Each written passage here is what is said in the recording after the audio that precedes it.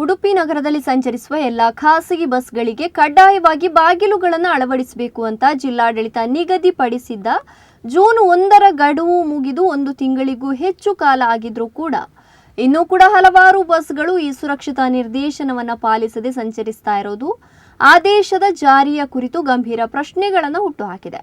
ಜಿಲ್ಲಾಡಳಿತವು ಈ ಹಿಂದೆ ಜೂನ್ 1ನ ಅಂತಿಮ ಗಡುವಾಗಿ ಘೋಷಿಸಿ ಆ ದಿನಾಂಕದೊಳಗೆ ಫೋಲ್ಡಿಂಗ್ ಮಾದರಿಯ ಬಾಗಿಲುಗಳನ್ನು ಅಳವಡಿಸಿದ ಬಸ್ಗಳ ಫಿಟ್ನೆಸ್ ಸರ್ಟಿಫಿಕೇಟ್ ಅಂದರೆ ಎಫ್ಸಿಯನ್ನು ರದ್ದುಪಡಿಸಲಾಗುವುದು ಅಂತ ಎಚ್ಚರಿಕೆಯನ್ನು ನೀಡಿತ್ತು.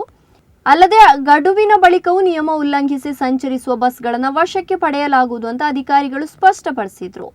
ಆದಾಗ್ಯೂ ಗಡುವು ಮುಗಿದು 1 ತಿಂಗಳಿಗೂ ಹೆಚ್ಚು ಕಾಲ ಕಳೆದಿದ್ರೂ ಕೂಡ ಉಡುಪಿ ನಗರ ಮಾರ್ಗಗಳಲ್ಲಿ ಇನ್ನೂ ಕೂಡ ಹಲವಾರು ಖಾಸಗಿ ಬಸ್ಗಳು ಕಡ್ಡಾಯ ಬಾಗಿಲುಗಳಿಲ್ಲದೆ ಸಂಚರಿಸ್ತಾ ಇರೋದು ಕಂಡು ಬರ್ತಾ ಇದೆ. ಈ ನಿರಂತರ ನಿಯಮ ಉಲ್ಲಂಘನೆಯಿಂದ ಜಿಲ್ಲಾಡಳಿತದ ನಿರ್ದೇಶನಗಳು ಪರಿಣಾಮಕಾರಿಯಾಗಿ ಜಾರಿಯಾಗ್ತಾ ಇದೆಯಾ ಎಂಬ ಪ್ರಶ್ನೆ ಸಾರ್ವಜನಿಕರಲ್ಲಿ ಮೂಡಿದೆ.